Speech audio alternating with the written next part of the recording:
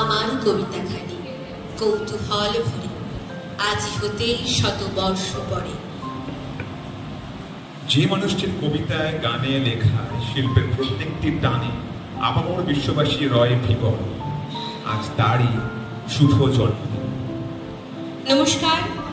রবি দিনের শুরুতেই সকলকে জানায় সুপ্রভাত। আজ 25শে বৈশাখ, কবিগুরু রবীন্দ্রনাথ ঠাকুরের 163তম জন্মবার্ষিকী। আমরা শান্তিপুর বিএড কলেজ ও শান্তিপুর পিডিটিআই অ্যাডিশনাল বিএড এবং ডিএলএড কলেজের পক্ষ থেকে তার প্রতি বিনম্র শ্রদ্ধা জ্ঞাপনে ব্রতী হয়েছি। সঞ্চালনায় আমি সমাদৃতা প্রামাণিক, আমি অভিক চৌধুরী।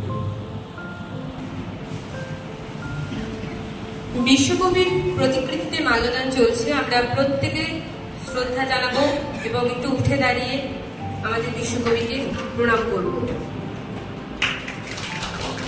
সকলে করতালির সহযোগে একটু হাততালি। রবীন্দ্রনাথ ঠাকুরের জন্মদিনে তাকে সশ্রদ্ধ প্রণাম জানিয়ে আমার উদ্বোধনী সঙ্গীত শুরু হচ্ছে।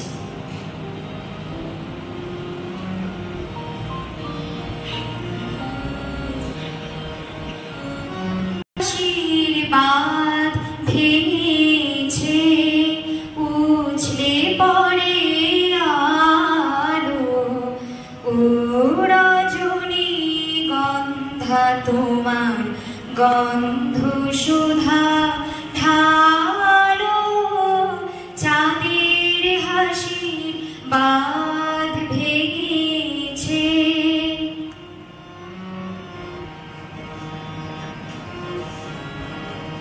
পাগল হাওয়া বুঝতে না রে, ডাক পড়েছে কোথায় তারে। পাগল হাওয়া বুঝতে না রে, ডাক পড়েছে কোথায় তারে। ফুলের বনে যার পাশে যায় তারে লাগে ভালো, ও রজনী গন্ধা তোমার গন্ধ সুধা ঢালো, চাঁদের হাসির বাঁধ ভেঙেছে।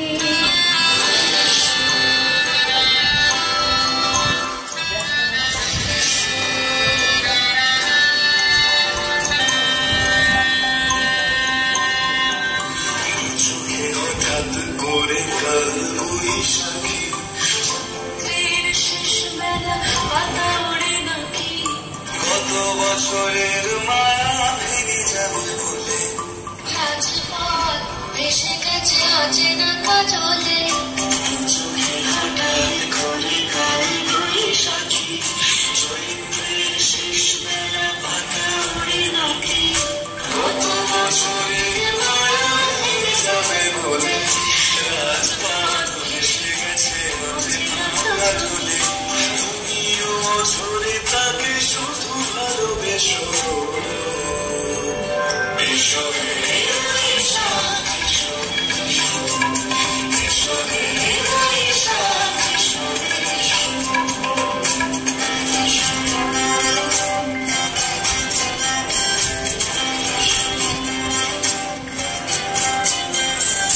প্রিয় উষ্ণতা লেগে থাকে যে গরমে, তারি হাত ছুঁয়ে দেখি কত রং লেগে থাকে তারি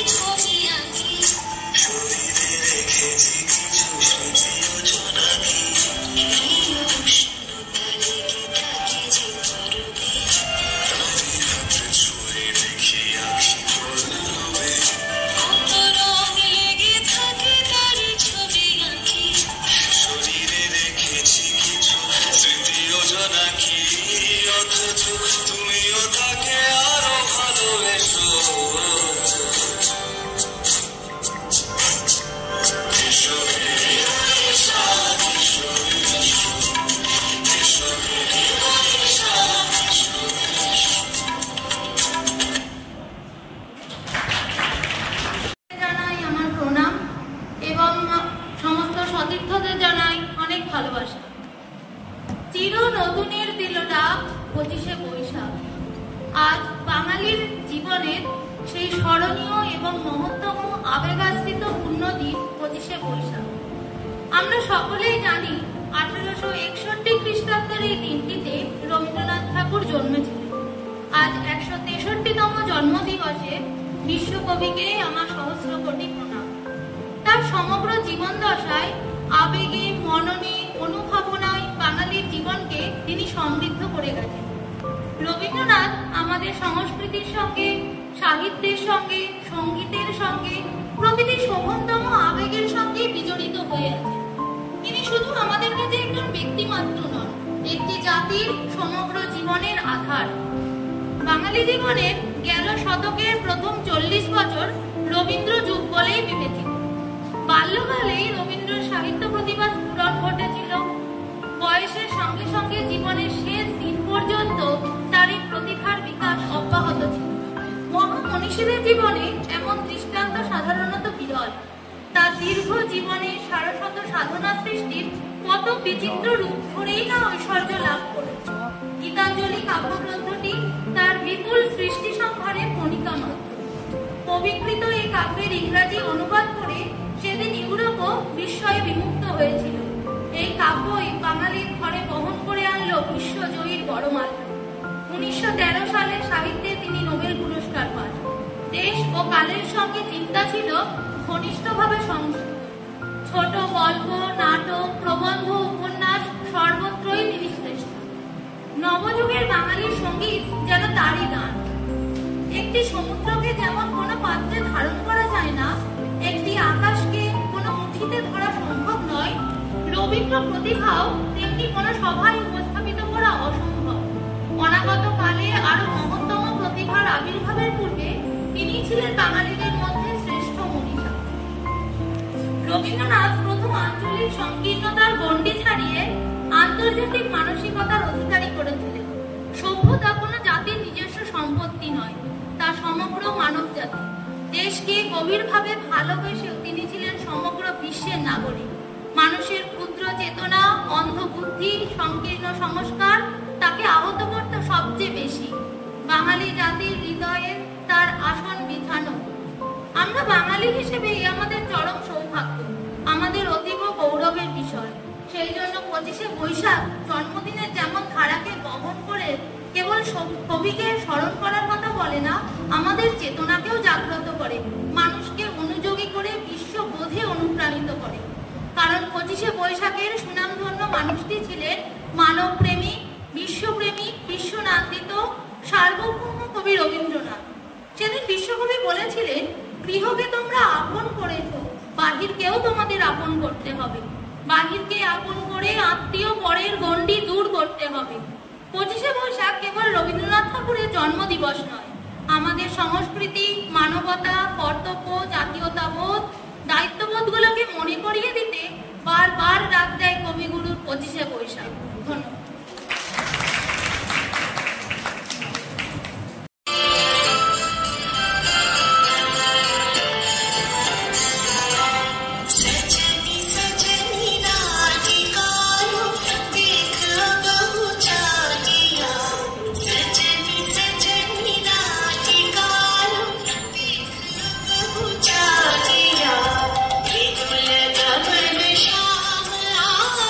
Mridula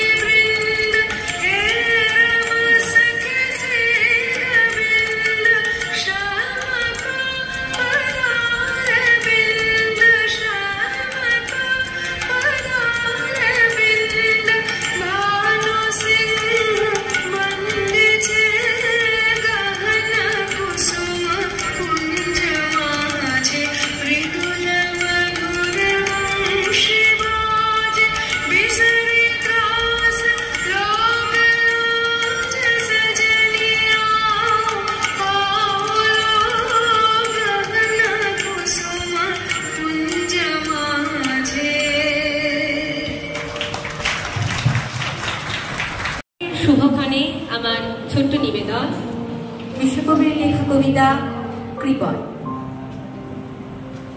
আমি ভিক্ষা করে ফিরতেছিলেন গ্রামের পথে পথে, তুমি তখন চলেছিলে তোমার স্বর্ণরথে।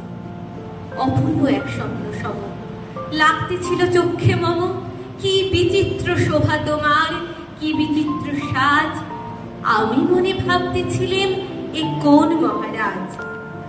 আজ শুভক্ষণে রাত ভালো ভেবেছিলেন, তবে আজ আমারে দাঁড়ে দাঁড়ে ফিরতে নাই হবে।